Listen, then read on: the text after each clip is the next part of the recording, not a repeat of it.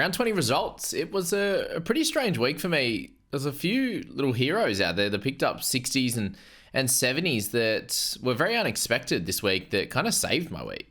My trade in of Watson was obviously a negative there. Didn't bring in Cleary. I didn't bring in Starling. Starling definitely I was going to be getting. Cleary I was always waiting until this week upcoming. But 76 for Cleary, 62 for Starling, bringing in Watson instead. I thought they'd probably at best hold rank this week or probably lose rank, but and then to throw out Jai Gray picking up a 29, obviously Tedesco fairly very highly owned, so it probably doesn't make too much of a difference. But for Plath to get 32, Fainu to get 36, I thought I'd be doing it tough to make ranks this week. But I did move from 528 there last week and almost made 100 ranks into 431 with an 894 total score. So very, very happy with the situation that I ended up with what happened. Obviously captaincy as well, 56 for Fafita. Didn't even mention Jerome Hughes, who's priced in the mid 50s, who got a 42 as well. But just massive shout outs to Damien Cook, to Colin Matangi with 59. Fafita's 56 was fine. Galvin, putting all that trust in the 19-year-old now, so he's an old man now, right? Caraz with a 50 was pretty good. Garrick's 53. Sean Bloor, massive standout. He had White in there at 53. And then Cotter, absolutely loving Rubes at the moment. Oh, what a season he's had. I'm glad, and there's been multiple times this year, as I was telling people in round 13, like it could be a week to move on from him, because he did end up missing 13, 16, 17, 19, and then he's got this bye coming up in round 25 as well. So it's a lot of weeks he does miss, but thankfully the weeks that he has been there and he has played, he's been awesome. So that's kind of saved me at certain times, as well as been annoying in others. Robson's missed that one extra game, so he would have been probably a little bit more frustrating. But Cotter's been awesome as well. So super thankful with some of the winners of my week. And Drinkwater's 39 was a little bit rough. Wishy's 43, still super solid, and he's up to 660k. And you look at the squad then and go, well, do we expect Plath or Watson or Fainu or all three of my mids to get all under 40 again? No. Do you expect two of them to be 50 plus next week? Probably. Do you expect Cook to be sort of a 55 guy? Yes. Colin Matangi and Fafita, they could both go over that. They could, this is probably Fafita's kind of floor at the moment. Colin Matangi about where you want him to score. Hughes probably a little bit low, but Galvin will come back down. Caraz, it's close to where we hope he scores. Gray, you'd hope for a little bit more, but might not have to play him this week coming up. Tedesco, definitely you'd expect more. Cotter, probably a little bit less. Bloor, a lot less. Obviously, Whiten, somewhere in the mid-40s, and then Drinkwater and Wishy, you'd probably expect a little bit more from them as well. So coming into this week, I'm obviously looking to get Starling. If things stay the same, I'm looking to get Cleary. So that's where I might be able to take out a Gray or something like that as a non-player. And I've got Greg Marzua. I had there a 48 who didn't end up scoring for me. So things are looking up in terms of that, in terms of the scoring. But the main issue really is the fact that trades are low. So I've got 5 now myself. If I look to make that Starling and Cleary trade-ins, that'll be leaving 3 there. And thankfully, I don't have any more than 2 guys on a buy on a week-to-week basis. And I have cover. Once Starling comes in, I'll have cover across every single position, and hopefully can cover certain injuries and certain suspensions and whatever, and buys on any given week, unless there's going to be a big upgrade that we want, or one of our stars gets injured, right? And then we'll clearly want to move them on so we can get some really good points on the back end. But 431 overall rank after coming 101st last year with 7 rounds to go. I'm super happy with how it's ended up. It's been a bit of a roller coaster. Obviously, round 11, at 2590. Round 3, we're all the way out at 8,000, which is pretty rough. So, into round 17, I was 705th, and we're improving a little bit each and every week. So, very happy with that on that front. And secondly, let's go in and shout out our new leader, Matty B, who I just saw you put up in the Facebook group that he was in the Rogues Facebook group. So, shout out to that Facebook group there. But 934 for him. Outdid Peter, who was in first last week with a 907, but still a terrific score there. And I obviously just got the tick under 900 myself at 894, which ended up, once we look at the podcasters league there, well, it's pretty well one of the top sort of select few, which is good. But Christian in third, Kai, Alex Kushler, Riley, Jacob, M twice. Don't know how that's worked out. Strange. And then how do I say that one? Rara Reed. It's a fun one to say. Luke Brooks is the king. Yeah, well, he was on the weekend. He was good. Haven't caught a clue. Some fun names in there for sure. So if we're looking at just overall points there, for me, I'm at 16,319. Leader is at 16,909. So I don't believe that I have any chance of winning the comp. Obviously, I've had a lot of trades that you could say, oh, maybe, if you're sitting at like 12, 15 at this point, that'd be cracking. But so that's less than 600 points, 590 away from first, which is actually a lot closer than it was at this time last year. So 16,319 is actually 270 away from 50th, which is not too crazy at all. And then just a couple hundred away basically from 100th. So 524, 319. So yes, 205 points away from the top 100, which is not the worst, to be fair. And if I've got a few pods along the way, if Blore becomes a 70-point guy, then then we're not in the worst spot going forward, that's for sure. So as I'm very, very happy. The fam crew, Ish was on fire, brought in Cleary and captained him, which was lovely. Beat out Scoop with a 783, beat my brother 815. Still a pretty solid score there, but the fam there going well, which is nice in terms of our NRL Fantasy Analysis Community League, and the winner gets a introduction into the into next year's private group, which is good. And Riley's up top with that, Jacob in second, Gerard, and then Bev, Bev and Don, who are both in the private group right now. Massive scores from them. And Riley's in seventh, obviously, with Jacob in eighth, which is really, really cool. So shout out to those guys there. And then in the private group, as I said, we've got Bevan and Don in 1 and 2. Bevan stayed the exact same rank at 19. Don in at 20th, which is cool. Liam in at 29th. Mitch is in at 36. Brought in Cleary and captained him. How good is that? 36 for him. And then we've got Richard in 78th.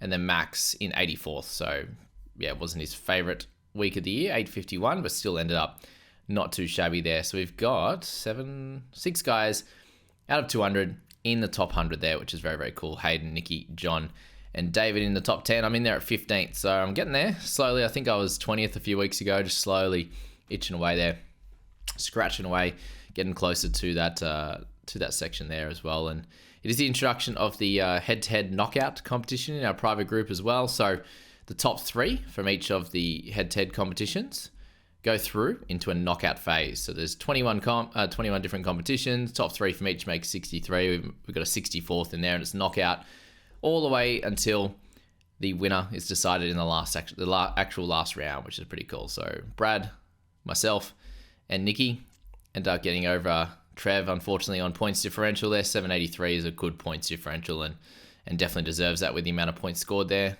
14,417. Very, very impressive there. Beating myself in those rounds there. So we're the top 3. We'll go through to the next round. I'll sort that out as well. But just to give you an idea of how we are doing things in the private group, and just a little extra benefit along with the overall side, there's the exact same first prize for the head-to-head side, which is really, really cool. And in terms of my head-to-heads, I won that one, obviously. Lost this JBFA seeded one into 13th place, 976 for Gutho 2021 Dalian winner. Lovely. The Blake Taft Shield I got over Eddie. 851 he got. It's not too bad as well. Battle of Podcast. There wasn't too much movement there across the week. But what we did see from Daniel Long, 856. So I made a little bit of ground on him. 898 for Austin. 884 for Lucy. 894 for myself. And we do see there's a little bit of a gap that has opened up now. 139 points until Stuart in 5th. And then another 111 points into Nick D, and then we got Nick L as well, Nick Lord, a little bit below that. So I've actually within 100 points there, first in the Podcasters League, which is really, really cool. And what am I? Austin, I've been chasing for a while now, and what are we? 67 behind, which is really cool. It's getting close now, which is fun. It's gonna be hectic, push to and race to the finish. And I can't wait to see how this shakes out. I came 3rd last year, so I'm hoping to at least beat that and get in the top 2. But we're fighting for number 1, And I hope everyone continues to do well and we all move up. But I end up coming first overall. We'll see how that one plays out. But that's the big one on the podcasters. Cowboys official into 28th, which is pretty cool as well. And yeah, I think we'll leave it there for the overall side. Let's move to my Supercoach side as well. And thankfully I have Turbo. I didn't captain him, but thankfully I do have him because I would have lost a fair few rankings. That's for sure. Just with a bunch of guys really underperforming. So I lost 180 ranks there, which is, not the worst in the world. And I still have 11 trades left. I have used a couple just to muck around in getting Cleary in, but we'll show you that a little bit later in the trades video when we get to it in the back end of the week there. So just to show you my scores there, Adam Finnell-Blake, I brought him in this week, so that was a cracking trade in for 103. It then started to go downhill. That second game was a shocker for me. Kaipi's Paul against the Broncos, obviously. Nothing special there in that one. But Terrell May with the 54 Watson I brought in, so I went all in on him, fantasy and Supercoach, sadly, into my hooker slot, traded him in for Appy. So, that didn't net me too many points, sadly.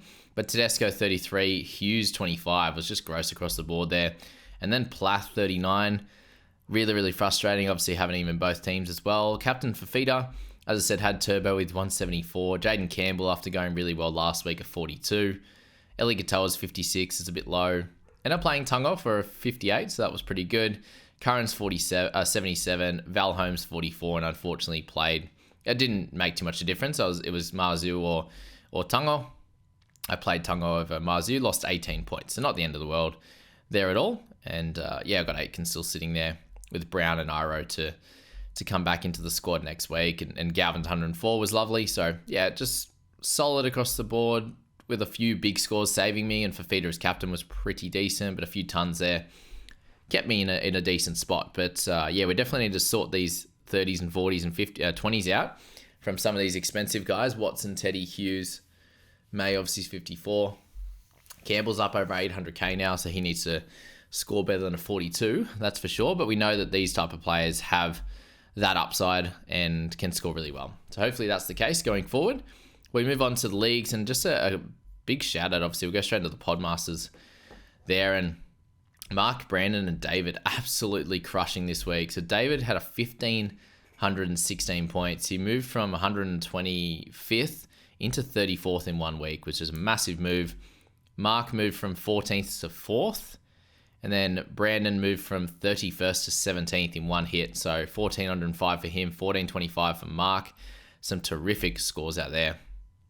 Des from SC Playbook, for those that listen to that, he unfortunately lost a few ranks, but 12-12 for him, just beat me.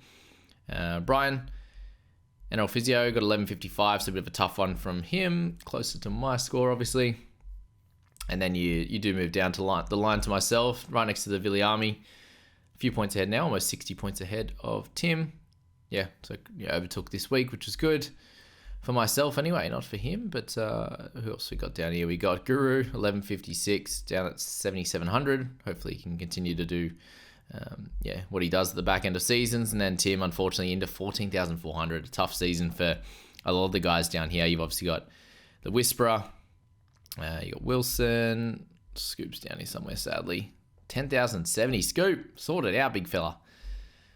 We need to get him going again.